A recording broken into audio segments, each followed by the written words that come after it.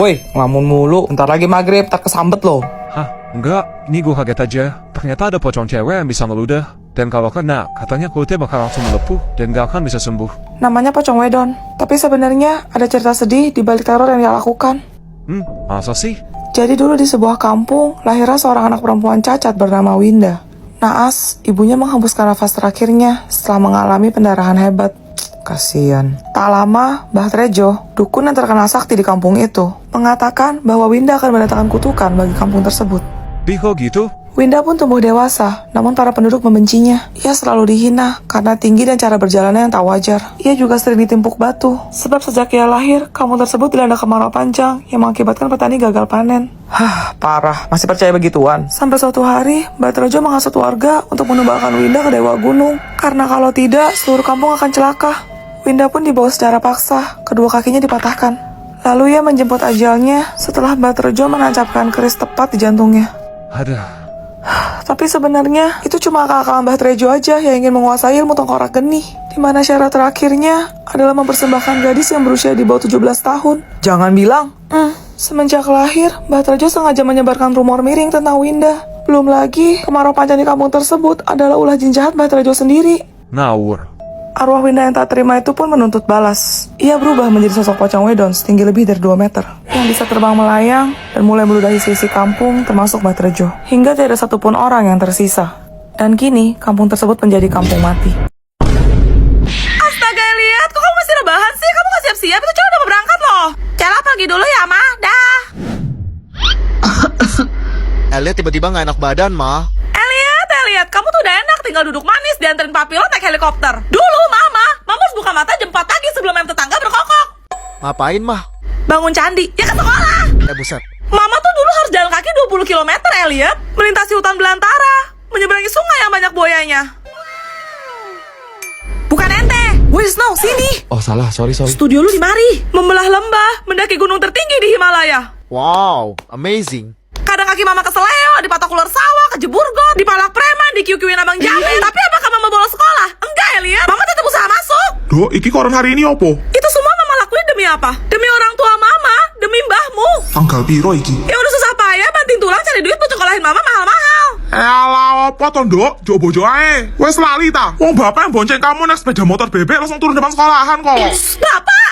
First blood. Si Debet kamu Mama Sita!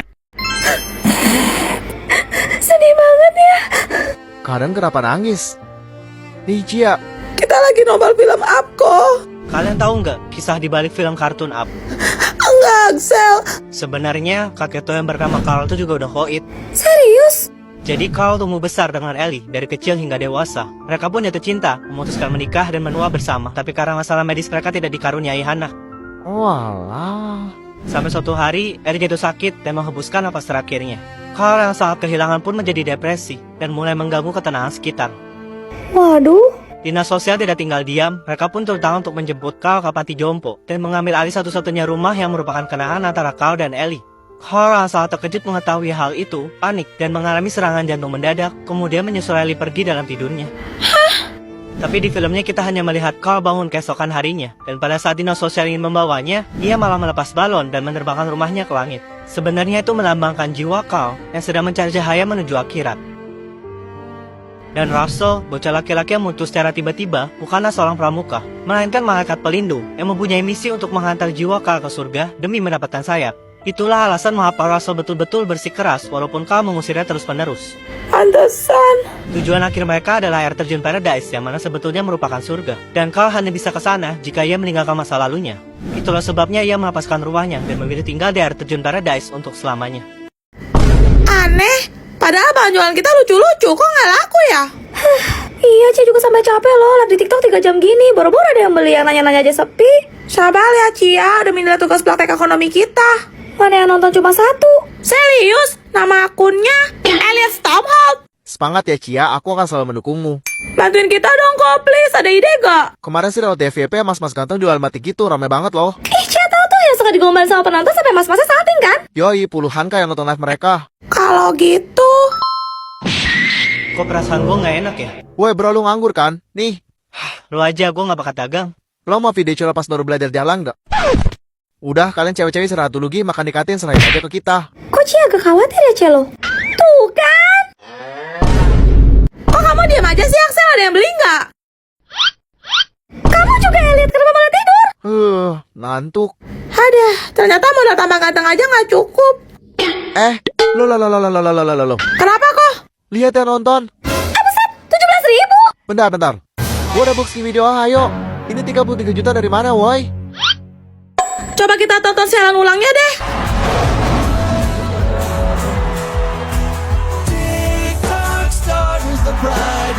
Alamak, giftnya. Guys, daripada susah-susah, mendingan kita jual Axel aja gimana? Lebih cuan gak sih? Gas! Let it go! Let it go! Udah Celo, udah please. Sakit kuping Koko dengernya. Kita cari lagu yang lain aja ya, Celo. Ih, tapi jangan sukanya Frozen ini, Cia. Kamu tahu nggak ada teori gelap di balik film kartun Frozen? Enggak, Axel. Jadi, animasi film kartun Frozen yang diproduksi oleh Disney pada tahun 2013 itu mempunyai tujuan untuk menyembunyikan sesuatu. Maksudnya? Ada rumor yang mengatakan bahwa Walt sang pendiri Disney tidak benar-benar meninggal. Ia hanya dibekukan, dan dalam bahasa Inggrisnya juga bisa disebut sebagai Frozen. Bentar. Gimana?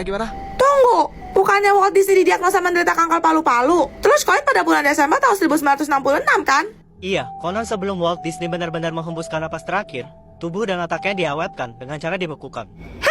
Agar nanti di masa depan, saat teknologi sudah canggih dan obat kanker sudah ditemukan, Walt Disney bisa dihidupkan kembali untuk menikmati hasil kinerjanya selama ini. Serius? Maka dari itulah Disney menciptakan kartun Frozen. Karena sebelumnya, saat kita mengetik kata Frozen di pencarian internet, artikel-artikel yang muncul merupakan berita tentang kepala Walt Disney yang dibekukan. Waduh, suram bet.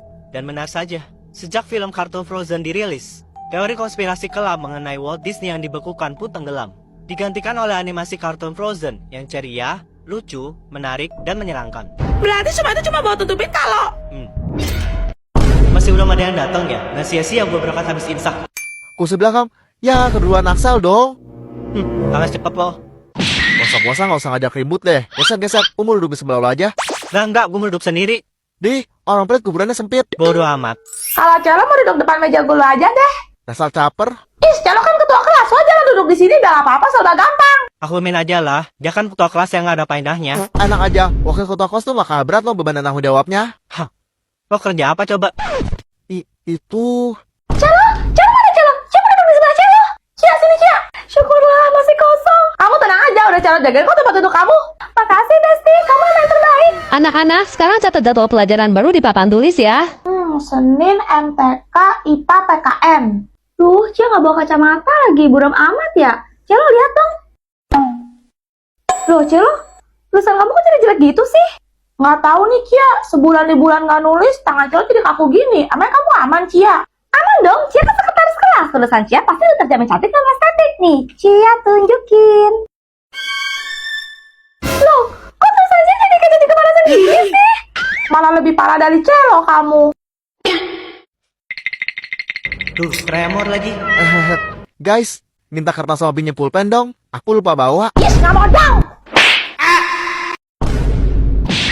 Sepi banget ya kasih ini jadinya Elliot. Udah Celo nggak masuk, Axel juga. Oh Cia, pada sakit mereka, makanya absen. Musim lagi nggak bener, bentar hujan, bentar panas.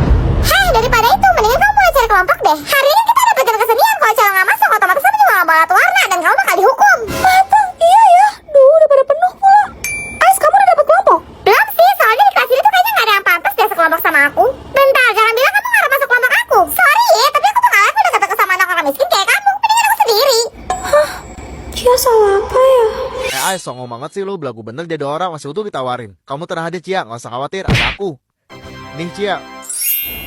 Elliot, makasih ya.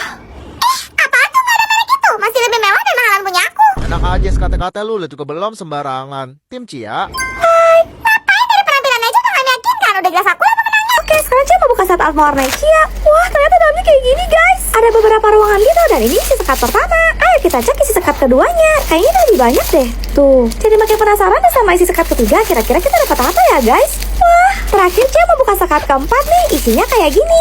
Dan ini penampakan detail semua yang kita dapat dalam satu set art warna unicorn. Yang pertama ini krayon, guys. Kalau yang ini ada dua sisi. Yang pertama spidol, yang kedua pulpen. Spidol lagi nih, tapi ujung kuasnya beda. Ini juga spidol dua sisi. Yang pertama kayak gini, yang kedua lebih ke stabilo sih. Kalian pilih yang mana? Komen.